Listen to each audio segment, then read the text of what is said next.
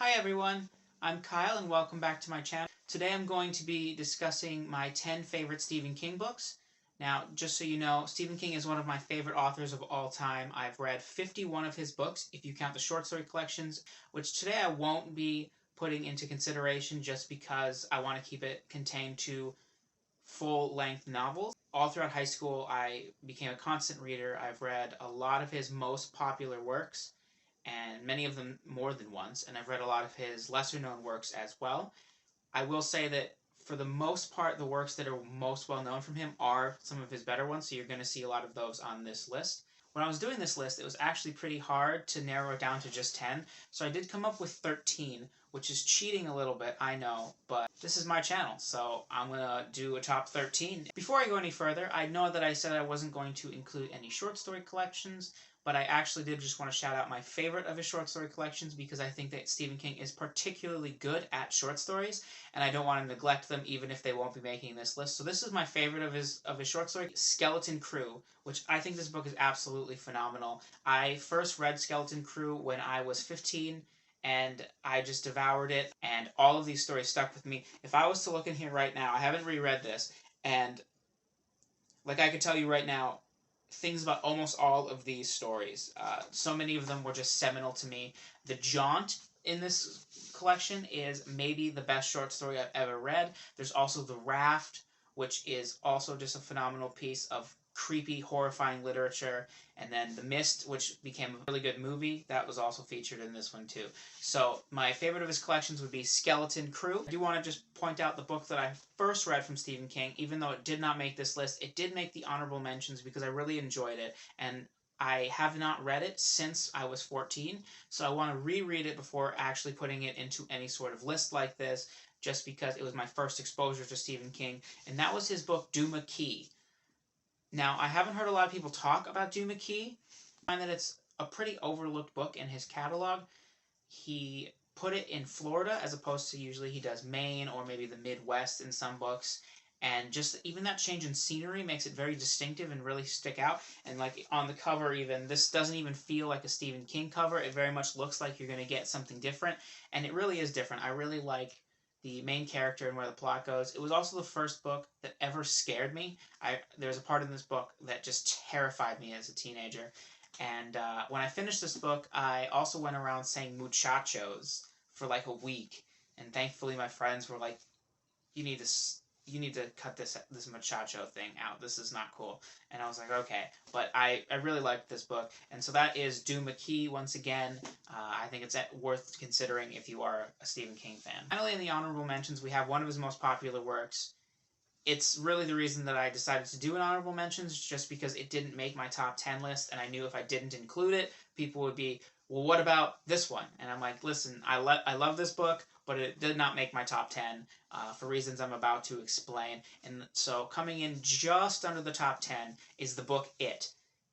Now, I don't think It needs much of a introduction. Most people, even if they don't know Stephen King, they know something about It. Maybe they've seen the movies, they've seen the memes. It is quite a phenomenal book. It's one of his largest books ever, and the coming-of-age tale in It and the Pennywise sections of this book are just absolutely great. I love the interspersing between the adults and the teenagers, and you slowly learn what's going on with all of these people and what happened in the past and what's going on in the present. I think all of that is phenomenally handled. It does not make my top 10 because the last 10% of this book I did not vibe with at all. You know anything about Stephen King, you know that there are memes about him not being able to do endings very well. And some of his less than stellar endings do make an appearance on this list. But this one, for me, I really did not vibe with. First of all, there is the scene that everyone knows about. I don't even need to...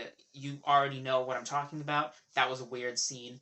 But beyond that, I also just didn't like how everything wrapped up. I can't go into spoilers here, but the ending was very unsatisfying to me for several reasons. And for that, it just misses the top 10. But I do think It is a great book, and it would also be a great book to check out if you had not tried Stephen King before, because I do think that it highlights a lot of the things he is best at, and a lot of people don't have as much of a problem with the ending as I do. So coming into 10th place is one of his more recent books. It is probably the best of his newer books, based off what I've read and heard about from other people. It is the book Revival, which I do not have a physical copy for. I will put it over here somewhere. Revival hit a lot of boxes of things that I really like. I'm really into music and rock, and it follows a main character who is kind of a washed up rock star, which is all up my alley. I've read a lot of rock star memoirs, and so that vibe of it I thought was very accurate. I actually wonder if Stephen King had read some rock biographies or memoirs, just because of how accurate I think that portion of the story is. So you follow the main character who, as a boy, had some creepy things happen to him involving a local preacher, and how his life intersects with this preacher's life at opportune moments throughout both of their lives, and how that all wraps up. I thought this was just a very compelling read. It was one of the books I read the fastest from him, and the ending is one of his most memorable endings. I was terrified. I couldn't sleep that night. I stayed up so late. My wife was like, "Are you going to come to bed, Kyle?" And I was like, "Nope, I can't. I cannot go to sleep. I'm just going to turn on all the lights." And so if a book does that to you, I think it's something pretty special. So I highly recommend Revival. The ninth book on this list is the only entry in The Dark Tower that's on this list. I kind of did it on purpose. There was another book that was in contention in The Dark Tower, but I didn't put it in this list just so that The Dark Tower didn't overpopulate the list. I don't think this is actually the best book in The Dark Tower, but I do think it is the one that is the most fun, the one that I enjoyed the most, and the one that really sets up what to expect from this series, and that is The Drawing of the Three, Book 2 in The Dark Tower. The Drawing of the Three is very different from The Gunslinger, which most people have mixed opinions on.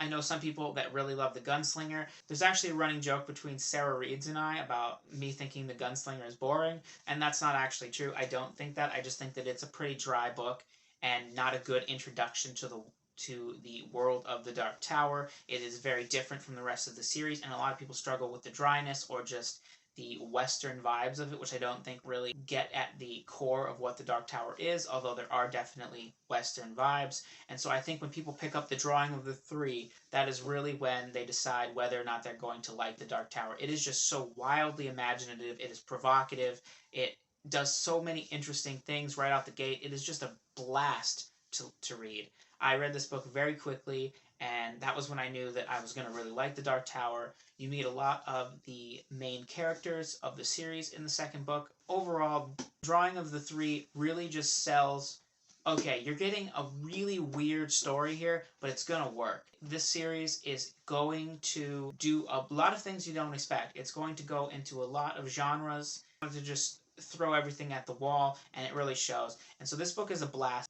But I will say that I have not actually finished The Dark Tower yet. It is on my goals for 2022 to finish it finally. I am on book 5, The Wolves of the Kala. And I will say the best written of the 4 is definitely Wizard and Glass, the 4th book in the series. That book is extremely well written and some of Stephen King's best writing ever. But just for the reasons I said before, Drawing of the Three is the one I included on this. For number 8, we have one of his most popular books. Most people have seen this movie, or they have at least heard of it. It is very well known. And that, of course, is The Shining. Now, The Shining is one of the first Stephen King books I read, and one that really cemented him as one of my favorite authors. This is just a phenomenal book. I mean, what can I tell you about The Shining that you don't already know without spoilers? The Shining is about a boy that deals with an alcoholic father and an abused mother that are staying in this hotel. There's a bunch of cabin fever, there's ghosts. And I think that The Shining is one of Stephen King's scariest books. It scared me so much as a teenager, and when I reread it 2 or 3 years ago, it still scared me then. It is just a really good book, even beyond the frights. It's telling a really great story. I would actually recommend The Shining as one of the best places to start with Stephen King. I think that this book has all of his strengths and none of his weaknesses. Just from beginning to end, it is one of his best books. 7th book on this list is one of my favorite movie adaptations of all time. I think this movie is phenomenal. It is extraordinary. I've seen it so many times as a kid. And when I finally read the book, I was expecting the book to not hold up to it, even though books usually are better than the movies. And the book totally did live up to it. I actually just recently reread this, and it still holds up, and that is The Green Mile. A lot of people tend to overlook it, even though it's very popular, because people think Stephen King and they think horror. And Stephen King doesn't always write horror.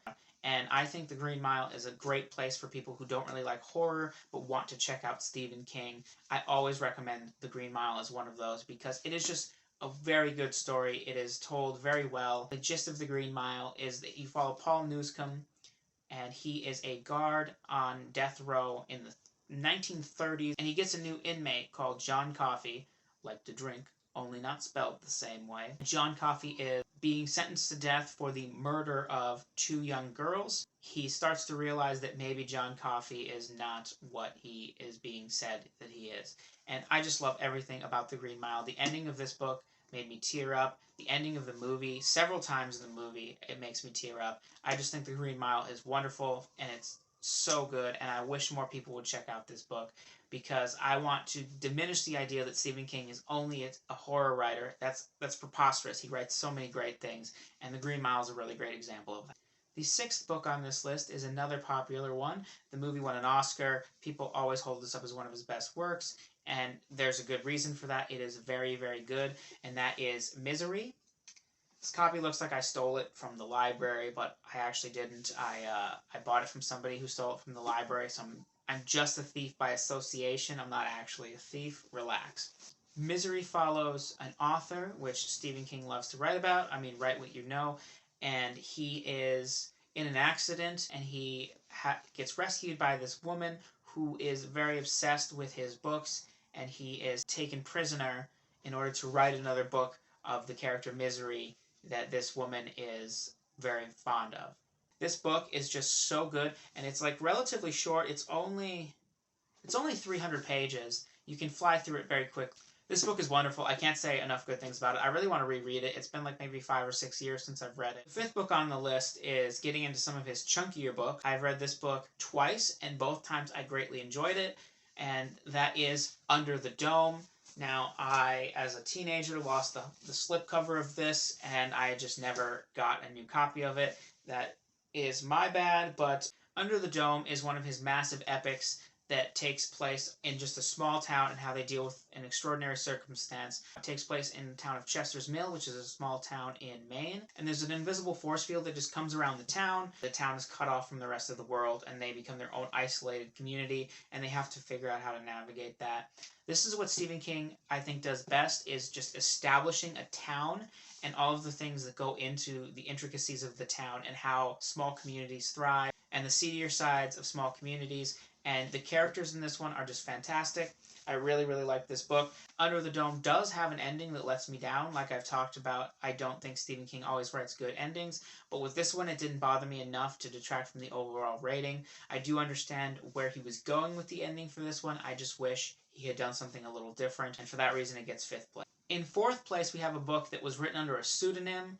This is the book that I have given out the most amount of times, or recommended to the most amount of people. That is The Long Walk. This was written under the pseudonym of Richard Bachman. The journey the characters go through in The Long Walk is extraordinary in terms of the mental fortitude that it takes and how they slowly descend into madness. Especially when I first read this as a teenager, I was just really intrigued by that. It might have even been one of the things that sparked me to go into psychology. I mean, just seeing how characters who go through this type of psychological trauma, this mental anguish, this physical exhaustion, and how they slowly become less human. This is just a really good book. It's also another one of his shorter ones. It's about 100 boys that have to take a long walk, get it, and walk at 3 miles an hour till there's only one of them left. If they drop below 3 miles an hour, they get a warning. If they do it again, they get shot and killed. And the winner gets the prize, which is whatever they want for the rest of their life. The Long Walk is the best of his Richard Bachman books, in my opinion, and it is a book I've reread many times, especially due to how short it is. I've gifted it to a couple people, and they've all really enjoyed it. It is very well paced, and the psychological horrors that the characters go through, I think, are extremely well done.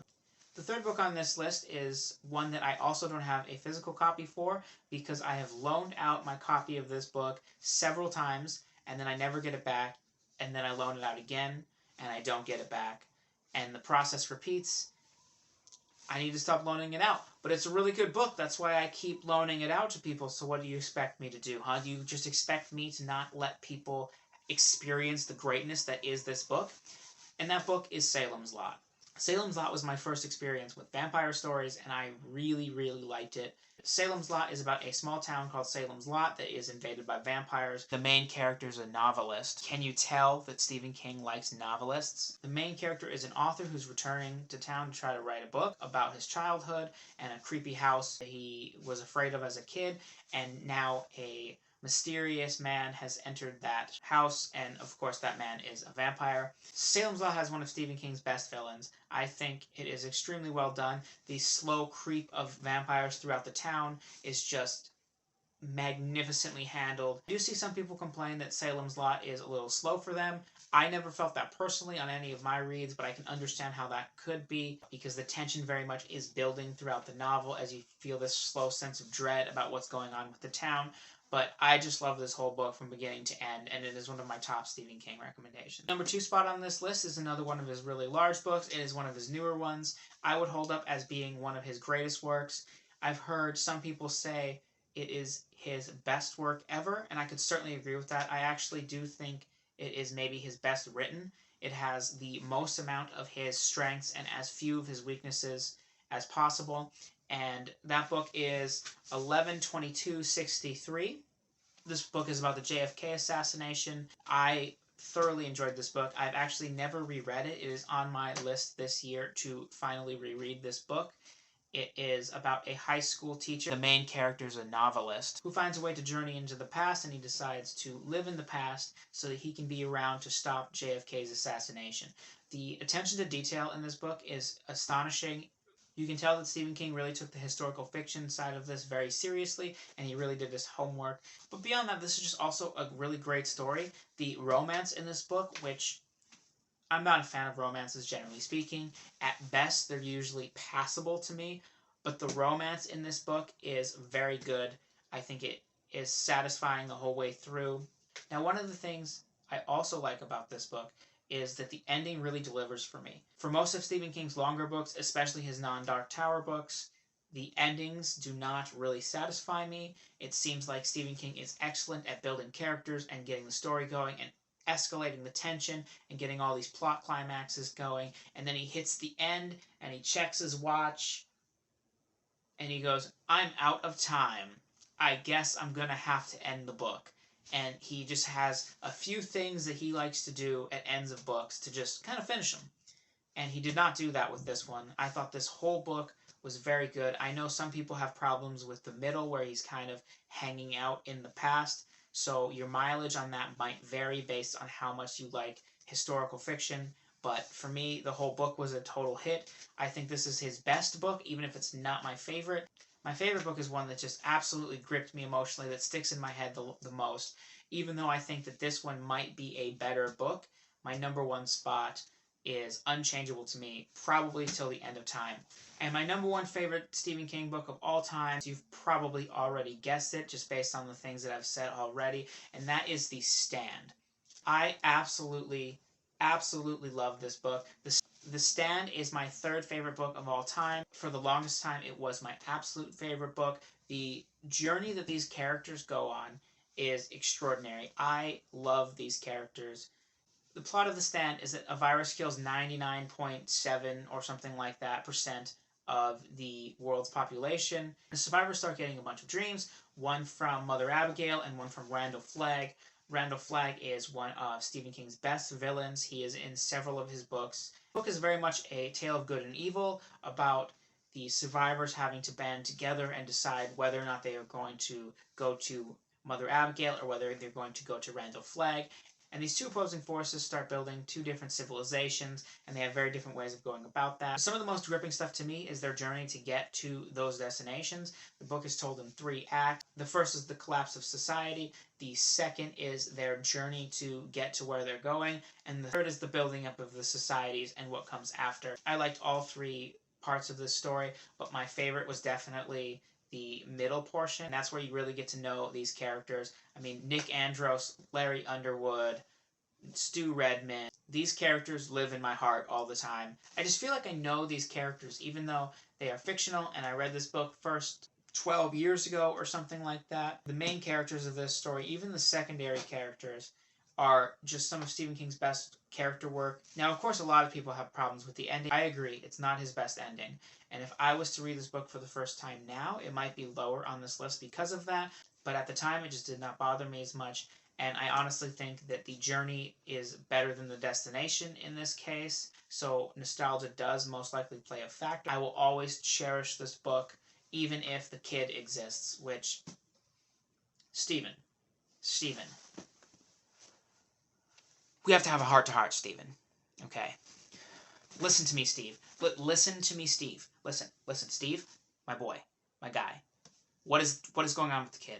Like, what are you doing to me? Why did you write this fantastic book, and then it got published, and then people were like, hey, dude, hey, you can do whatever you want now. And he's like, I'm gonna re-add the kid. And people were like, could you please not add the kid in? And he's like, nah, I'm Stephen King. I'm going to do it. I'm going to re-add in the kid. And if you haven't read this book, don't let me rambling about the kid throw you off. I still highly recommend this book in spite of the kid. Even though he's only in a couple of chapters, he does not ruin the book, but man, what a bad character. If I ever make a bottoms character list, I'm spoiling it right here. The kid is at the top of the bottom, okay? Top of the bottom. Hate him. Anyway, now that that is off my chest, I'm going to go back to the positive, which is that you should read this book. This is a very good book. I'm probably going to reread it again in a year or two because I reread it every few years. I cannot say enough about how much I love The Stand. Okay, that was my list of my favorite Stephen King books. I'd be interested to know what you think of my list. Do you agree? Are there any that you're interested in checking out? Do you like the kid? If you like the kid, please tell me. Tell me why you like the kid. Because I don't believe you. I don't believe you exist. There's nobody. There's nobody. Okay, I'm going to stop about the kid. I really am. I promise I'm off that subject. I'm off the subject. Let me know about your Stephen King thoughts, what you think about my list, or if you have any Stephen King that's on your TBR that you're hoping to check out. Let me know your thoughts, and thank you for watching. Please like and subscribe if you enjoyed the video. It's never goodbye. It's just till next time.